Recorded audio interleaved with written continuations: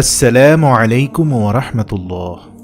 সুপ্রিয় আলোর পথের দর্শক মণ্ডলী, আশা করি মহান আল্লাহ রব্বুল আলামিনের অশেষ মেহেরবানি ও দয়ায় আপনারা সবাই ভালো আছেন। আজকের ভিডিওতে এমন কিছু গুরুত্বপূর্ণ তথ্য আপনাদের সাথে শেয়ার করতে চলেছি যে তথ্যগুলো সারা জীবনই আপনাদের কাজে লাগবে। তাই ভিডিওটি না টেনে শেষ পর্যন্ত দেখার বিনীত অনুরোধ করছি। প্রত্যেক মানুষই চায় দীর্ঘদিন তার চেহারা সুন্দর থাকুক, নূরে নূরান্বিত থাকুক, যৌবন অটুট থাকুক। পূর্বের মানুষদের দীর্ঘদিন চেহারা সুন্দর থাকত এবং তাদের যৌবনও স্থির থাকত। পূর্বের মানুষদের ষাটোর্ধ্ব হওয়ার পরেও কালো চুল দেখা যেত, যেখানে আমাদের কিনা ৩০ এর পরেই চুল পাকতে এবং চেহারা নষ্ট হতে শুরু করে। বর্তমান জামানার ছেলেদের যৌবন খুব দ্রুত গতিতে পতন হচ্ছে। ৩৫ বছরের পরেই পুরুষ মহিলাদের নানান শারীরিক সমস্যা দেখা যাচ্ছে। এখন প্রশ্ন হলো, এমনটা কেন হচ্ছে? এই প্রশ্নের উত্তরটা খুব সহজ। এটা আসলে কালের বিবর্তনে ঘটছে না, মানুষ নিজেই এটাকে ঘটাচ্ছে। বর্তমানে প্রায় সকল মানুষদের মাঝে এমন কিছু বদঅভ্যাস পরিলক্ষিত হচ্ছে যার কারণে অল্প বয়সেই তাদের চুল পেকে যাচ্ছে, চেহারা নষ্ট হচ্ছে এবং খুব দ্রুত যৌবন শেষ হয়ে যাচ্ছে। এই বদঅভ্যাসগুলো যদি পরিহার করা যায় তাহলে আমরা অতীতের মানুষদের মতো না হলেও অন্তত বর্তমান মানুষদের চেয়ে উত্তম হতে পারবো ইনশাআল্লাহ। উত্তম রূপ, চুল, চেহারা এবং দীর্ঘ যৌবন লাভ করা সম্ভব হবে ইনশাআল্লাহ। এই বদঅভ্যাসগুলোর মাঝে সবার প্রথমে রয়েছে অতিরিক্ত রাত জাগা। প্রিয় দর্শক, এটি বর্তমানে মহামারী হয়ে গিয়েছে। অতীতের মানুষ এশার নামাজের পর খাওয়া দাওয়া করে ঘুমিয়ে যেত। ফজরের পূর্বে তারা ঘুম থেকে উঠে যেত। সকালের মনোরম শীতল বায়ুতে তারা কাজকর্ম শুরু করত। সকালের স্বাস্থ্যকর বাতাসের মাঝে থাকা শক্তি তারা নিজ দেহের মাঝে সঞ্চয় করত। কিন্তু বর্তমানে বহু মানুষ ঘুমাতে ঘুমাতে মধ্যরাত করে ফেলে এবং দুপুরের আগে আগে ঘুম থেকে ওঠে। সকালের সূর্যোদয় তারা কখনো দেখতে পায় না। এই অতিরিক্ত রাত জাগার বেশ কিছু ক্ষতি রয়েছে, যেমন চোখের চারপাশে কালো দাগ পড়ে যাওয়া, চুল পড়তে ও পাকতে শুরু করে, অলসতা বৃদ্ধি পায়, ইচ্ছাশক্তি কমে যায়, সুগার লেভেল বৃদ্ধি পায়, দৃষ্টিশক্তি হ্রাস পায়, গ্যাসের সমস্যা দিন দিন বাড়তেই থাকে, দ্রুত চেহারায় বয়সের ছাপ চলে আসে, ইত্যাদি ইত্যাদি। দীর্ঘদিন যদি কেউ নিজের চেহারা সুন্দর রাখতে চান, চুল না পাকাতে চান এবং সুদীর্ঘ যৌবন চান, তবে আজ থেকে রাত জাগা বন্ধ করে দিন। অন্তত 10টার পর কোনোভাবেই সজাগ থাকবেন না। রাসূল সাল্লাল্লাহু আলাইহি সাল্লাম সবসময় এশার নামাজের পর খাওয়া দাওয়া করে ঘুমিয়ে যেতেন।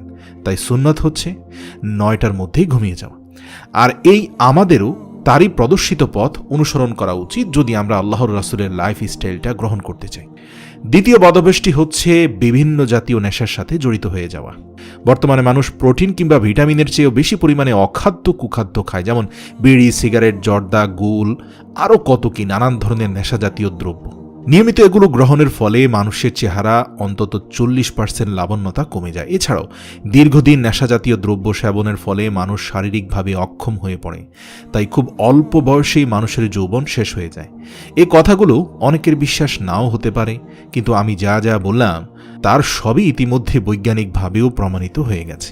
তৃতীয় বদঅভ্যাসটি হলো অতিরিক্ত মোবাইল ফোন ব্যবহার করা। প্রিয় দর্শক, এটিও কিন্তু মহামারী। বর্তমানে জোয়ান, বুড়ো, মধ্যবয়স্ক কাকে বলবেন, মোবাইলের ডিসপ্লে থেকে যে লাইট নির্গত হয় তা যে মানুষের চেহারা সৌন্দর্য ও চোখের জ্যোতি নষ্ট করছে তার কোনো খবর নেই। সারাটা দিন অপলক দৃষ্টিতে এই মোবাইল স্ক্রিনের দিকে তাকিয়ে থাকে। দীর্ঘক্ষণ ধরে অন্ধকারে মোবাইল ফোন ব্যবহার করলে মানুষের চোখের পেশিতে খুব চাপ পড়ে। তার উপর ডিসপ্লে থেকে নির্গত লাইট চোখ এবং মুখের উপর পড়ে সে পেশিগুলোকে আরও দুর্বল করে দেয়। নিয়মিত দীর্ঘক্ষণ ধরে মোবাইল ব্যবহারের ফলে মানুষের চেহারায় বয়সের ছাপ পড়ে যায় এবং উল্লেখযোগ্য হারে চোখের জ্যোতি নষ্ট হয়। চতুর্থ বদঅভ্যাসটি হলো অতিরিক্ত তেলে ভাজা খাবার খাওয়া।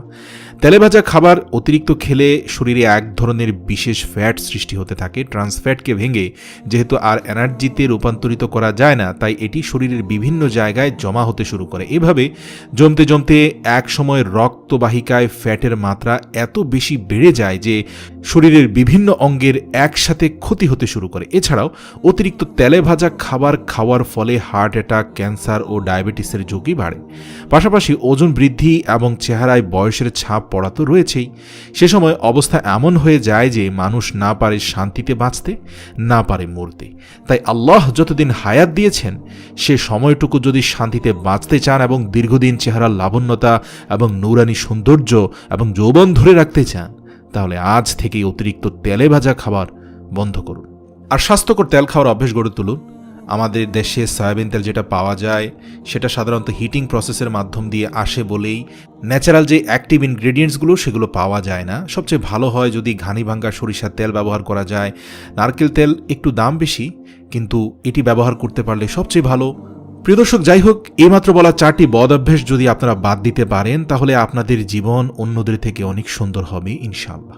এই বদ অভ্যেসগুলো বর্জনের পাশাপাশি কিছু খাদ্য আপনারা নিয়মিত খাবেন, এতে করে আপনারা অনেক উপকার পাবেন ইনশাআল্লাহ। যেমন বেশি পরিমাণে শাক সবজি, যে কোনো ধরনের বাদাম, মধু, কিশমিশ, খেজুর, জাইতুন ইত্যাদি এই খাবারগুলোকে আপনারা রোজকার খাদ্য তালিকায় যোগ করলে এবং ভিডিওতে যে 4টি বদ অভ্যেস সম্পর্কে আলোচনা করলাম সেগুলো বর্জন করলে আমি গ্যারান্টি দিয়ে বলছি ইনশাআল্লাহ আপনার চেহারা নূরান্বিত হয়ে যাবে। আল্লাহ আমাদের রাসূলের সুন্নাহ অনুযায়ী জীবনযাপন করার তৌফিক দান করুক, আমিন।